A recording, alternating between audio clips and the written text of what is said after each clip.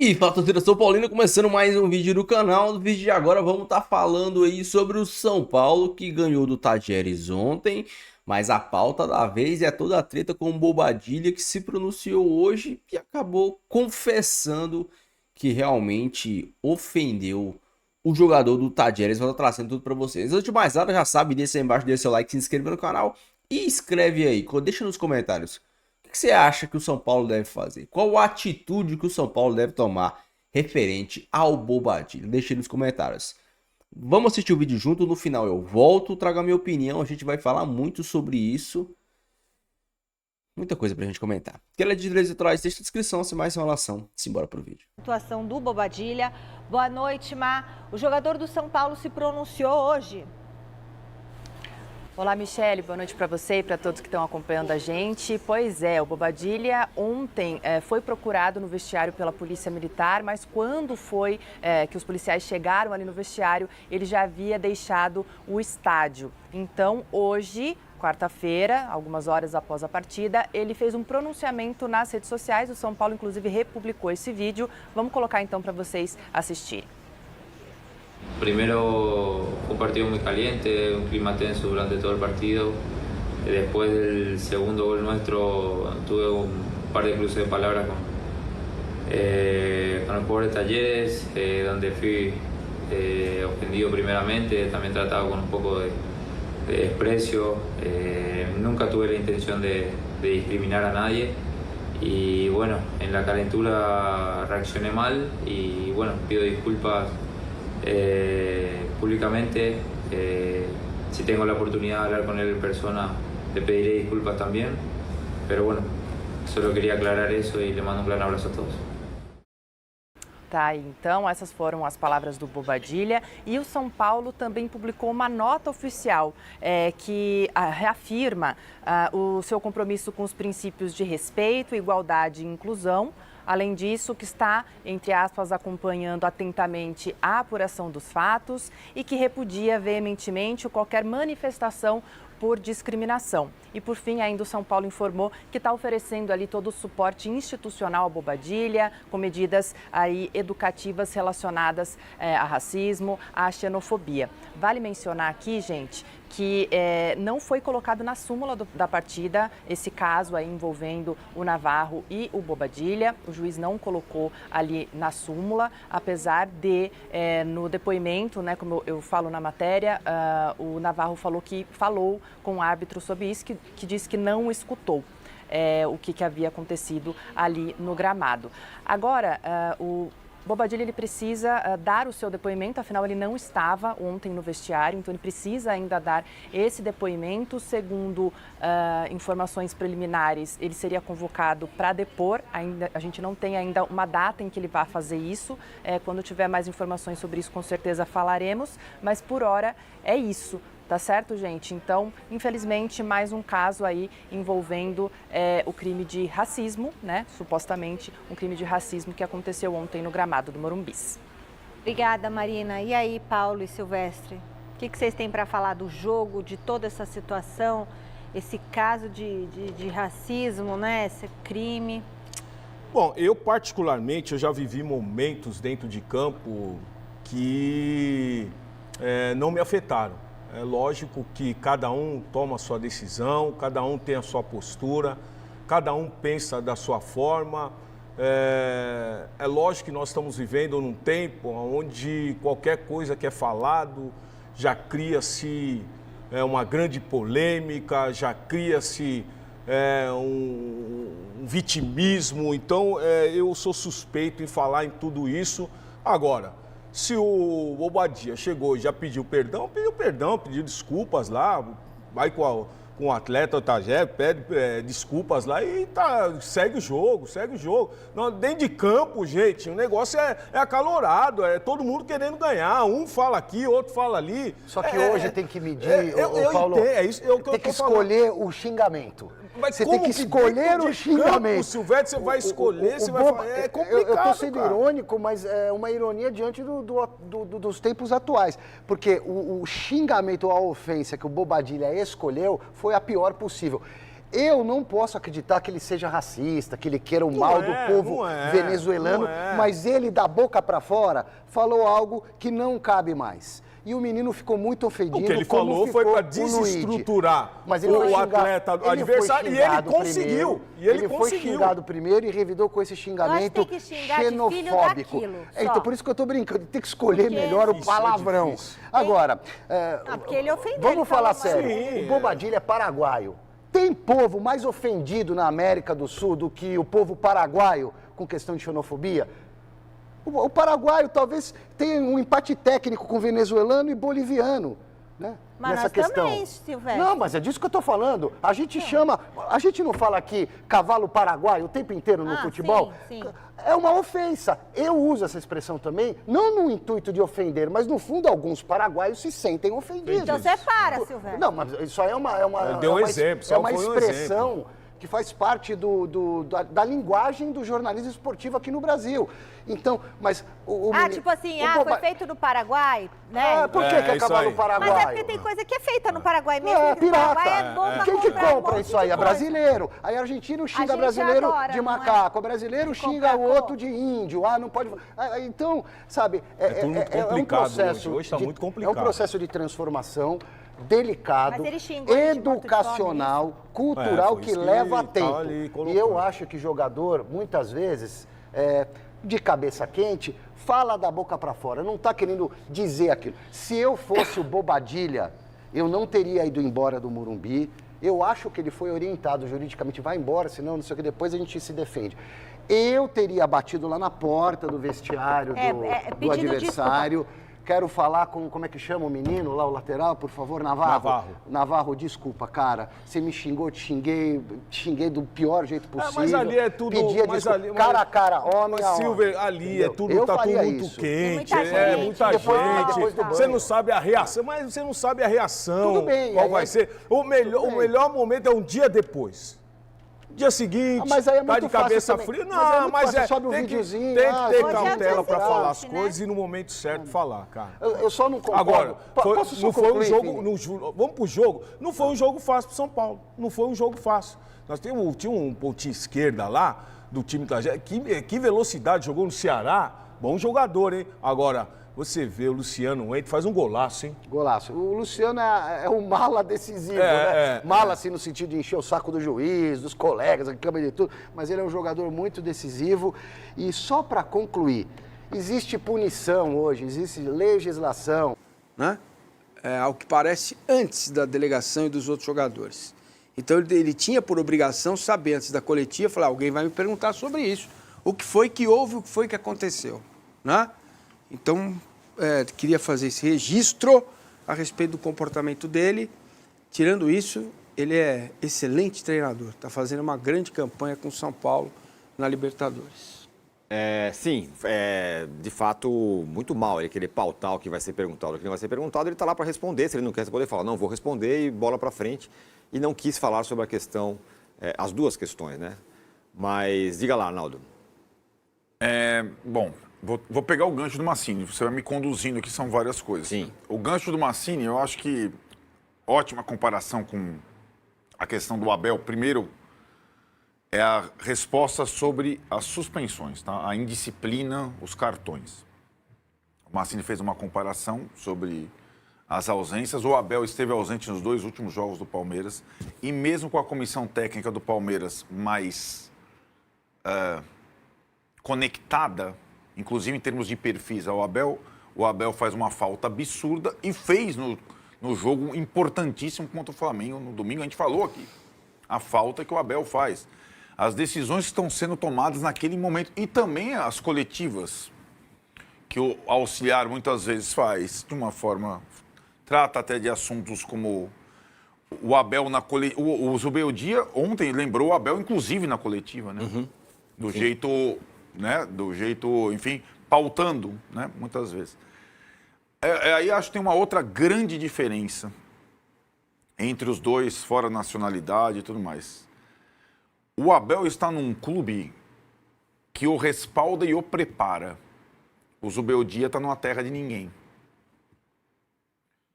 Então, quando o Abel não vai para uma coletiva aconselhado, hoje você não vai dar a bendita entrevista. Você não vai. Ou hoje você vai, ou sei o quê. Hoje, sabe o que está acontecendo lá? Sabe o que está acontecendo no camarote aqui? Sabe o que a torcida fez? Sabe? O Abel, ele é brifado, pautado, orientado, blindado por um clube que tem liderança. O São Paulo é terra de ninguém. E só quem fala pelo São Paulo é o técnico. Então, só estou fazendo essa distinção porque ontem o Zubeldia teria que ter sido preparado.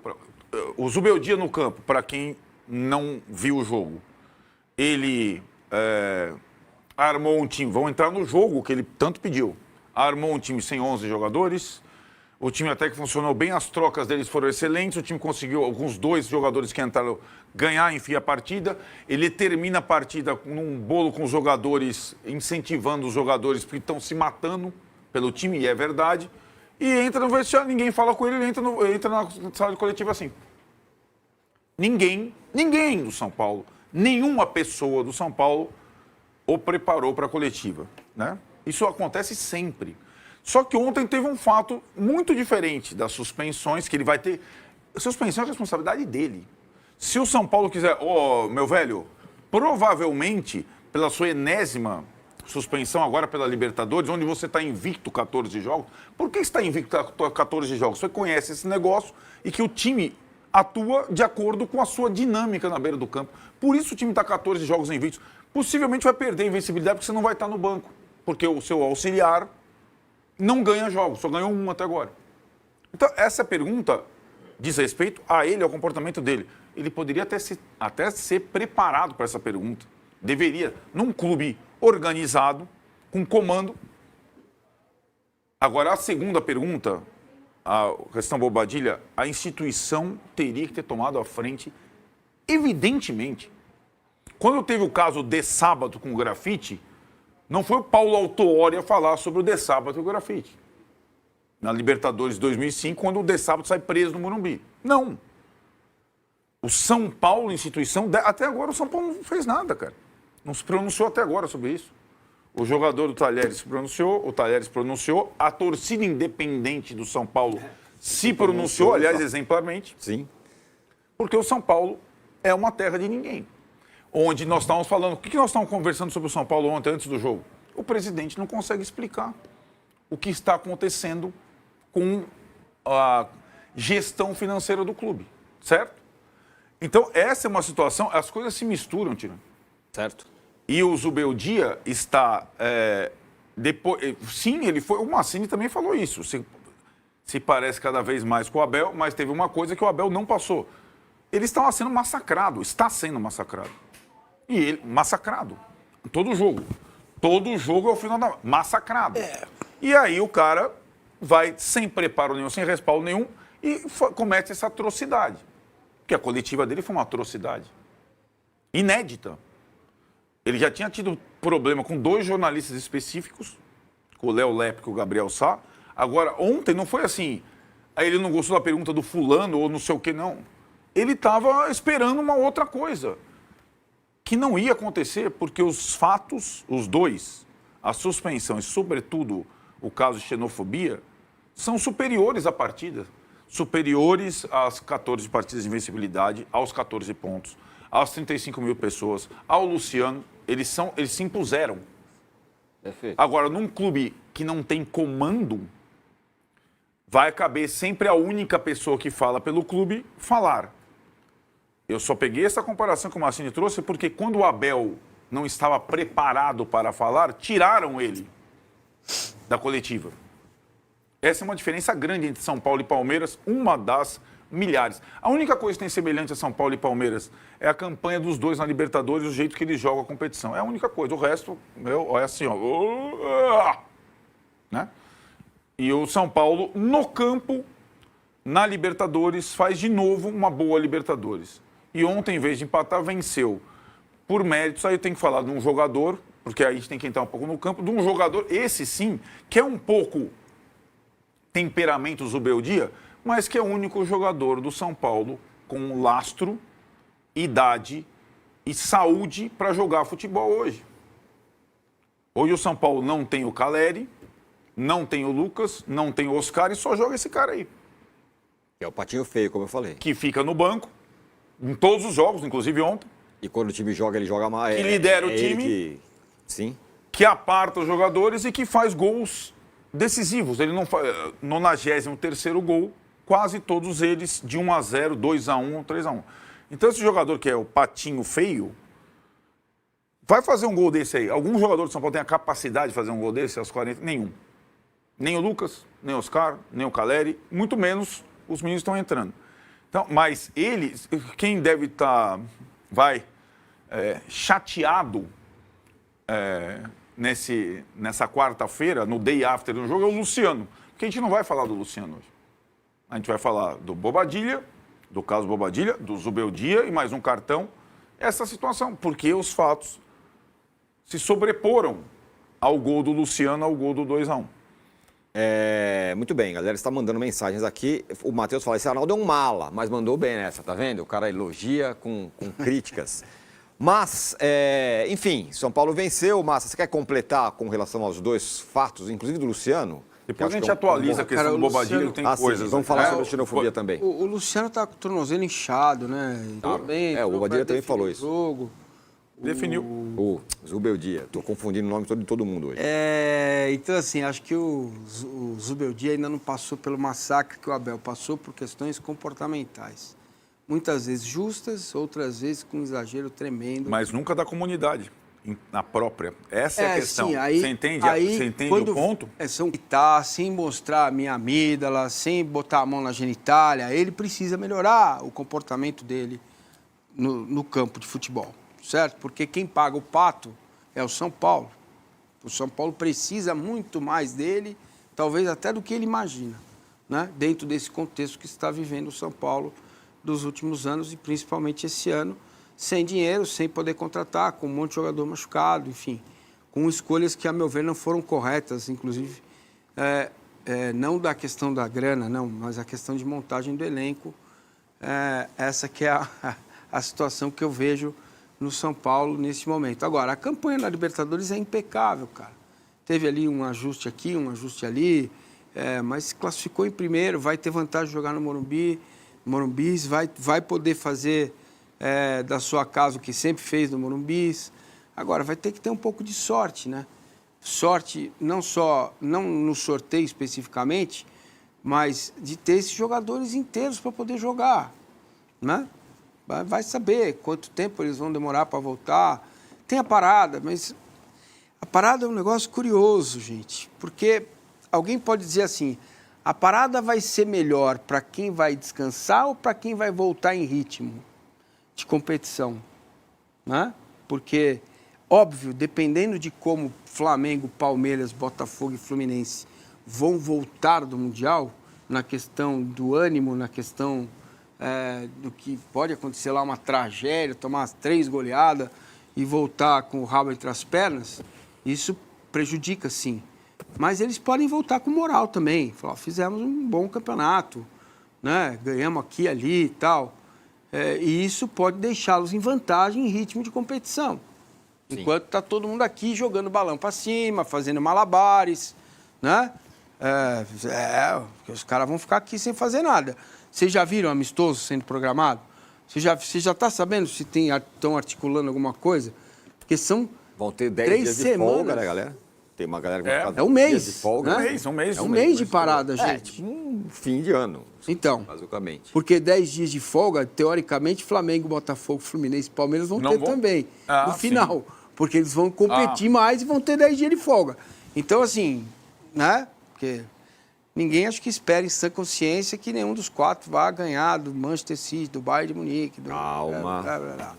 Isso é outra história. É outra história. Olha, como a gente falou, né? A gente poderia estar falando bastante do Luciano, que fez de novo o gol decisivo. Vamos lembrar, só recapitular. Ele fez o gol decisivo da vitória ontem. Ele fez 2 gols contra o Náutico na Copa do Brasil. 3, né? 3, né? 2 no Morumbi e 1 lá. Então classificou o time.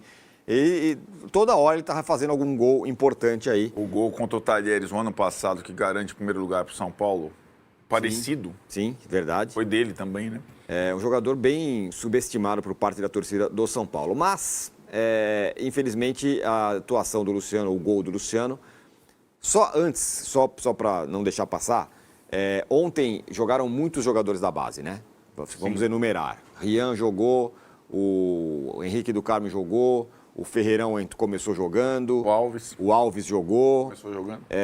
Teve mais ainda? Não. Os 4. E alguns no banco para compor, né? O Mike pela primeira vez, o Paulinho pela primeira vez. Então, então o que deixa essa vitória do São Paulo ainda mais, né, interessante, assim, diante do sacrifício que foi. Porque entrou uma molecada.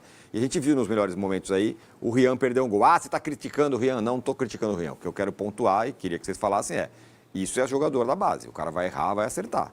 E cada vez que eles entram e por um acaso erram, a paciência vai diminuindo, o que é ruim, né?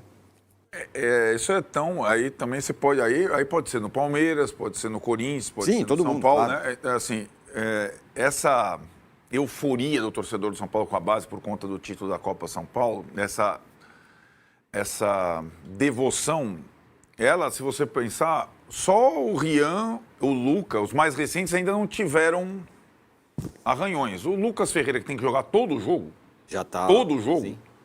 Porque não tem outro, todo o jogo, que é um ótimo jogador, talvez o mais pronto, você já vê, não tá bem, não sei o que lá, não define bem a jogada, não sei... Renovou o contrato, o Alves, já se acomodou. O Alves tenta bicicleta toda hora, não faz...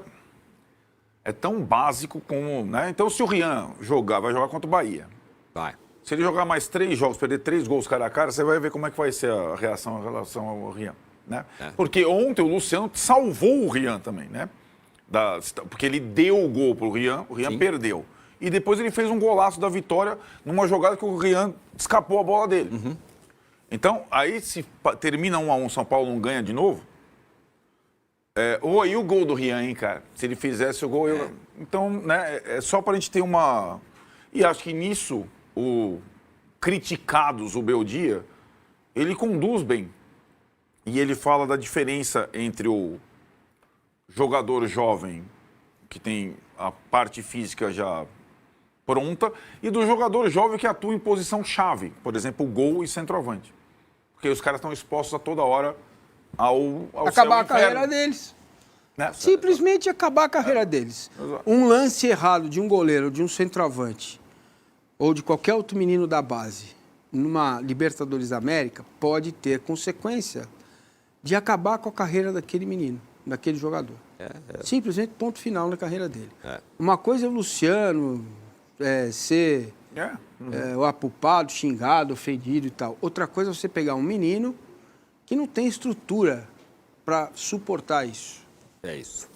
Olha, meus amigos, o Tricolor nem quando ganha tem paz. São Paulo que venceu o Tajeres, não fez um jogo brilhante, mas conseguiu vencer o Tajeres. Mas tudo isso acabou ficando em segundo plano por conta de toda a repercussão que a mídia, assim, que preza pelo politicamente correto faz, né? A gente sabe que esse tipo de coisa acontece no futebol desde que o futebol é futebol, né? Mas hoje em dia nós vivemos um mundo onde as coisas não ficam mais dentro de campo. As coisas não ficam mais dentro de campo. Então, os jogadores têm que acabar se policiando e a mentalidade, o próprio futebol e a mentalidade dos jogadores tem que mudar, porque hoje vivemos num mundo não tão duro quanto era há anos atrás, que a gente sabe que o bagulho era doido, mas o que acontecia dentro de campo ficava dentro de campo.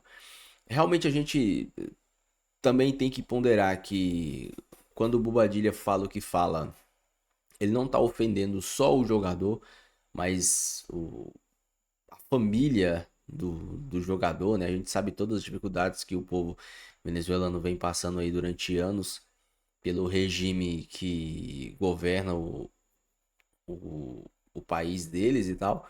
Então, o Bobadilha acabou tocando numa ferida que para aquele cara é bem dolorida. Eu até falei aqui no vídeo mais cedo que se o Bobadilha fala o famoso jogou aonde, seria aí algo mais inteligente a se falar do que... E sim, pronunciamento do Bobadilha, ele acabou confessando que realmente falou, tava lá de sangue quente, trocaram ofensas, ele falou que acabou se expressando mal, mas não negou que falou o que o jogador disse, e pela reação do jogador realmente foi o que aconteceu. Aqui nos comentários dos vídeos, postei um vídeo hoje, um vídeo ontem sobre isso, tem muita gente que fala que o futebol virou mimimi, que o futebol acabou, que estão fazendo praça e tal. Mas realmente tem pessoas que entenderam o caso. Nós brasileiros sofremos muito com isso. Por parte dos argentinos. Eu mesmo jogo alguns jogos online aqui e sofro quando acabo caindo em partidas com jogadores argentinos. A gente sabe o que eles falam para nós. E não é certo revidar de tal maneira. Isso não nos torna melhor que os nossos agressores. Infelizmente, o Bobadilha acabou fazendo o que fez. E a grande questão tem muitos inscritos que comentaram aqui que o Bobadilha tem que ser punido, que o São Paulo tem que dar o exemplo, tem que mandar o cara embora para ser exemplo, né? Mas isso sinceramente, acho que se o São Paulo tivesse voando, o São Paulo tá voando na Libertadores, o elenco tá completo e tá bem financeiramente, eu acho que o São Paulo poderia fazer isso para servir como exemplo. Mas na draga que o São Paulo tá, o São Paulo não vai se desfazer de um volante assim. Deve punir, o jogador deve tomar uma punição aí da Conmebol, a Conmebol deve puni-lo. Teve um caso semelhante, que agora eu não vou me lembrar o time, mas que o jogador ficou 4 meses, tomou uma punição de 4 meses da Conmebol, sem participar de competições internacionais, então ele deve receber uma punição de 4 meses, no mínimo, né, de 4 meses aí da Conmebol, se bem que o caso não foi relatado em súmula, então tudo isso tem que ser ponderado. E o São Paulo deve ter aí uma puniçãozinha financeira pro atleta, talvez, vamos ver. A nota do São Paulo é aquela nota política, a gente sabe como é que funciona, mas vamos falar um pouco sobre o jogo. O que você achou do jogo do São Paulo?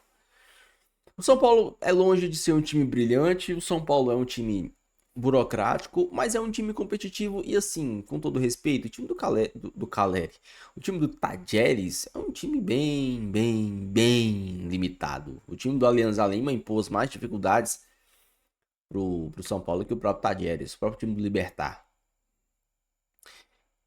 O São Paulo que garantiu a segunda melhor campanha, isso é um grande feito do tricolor.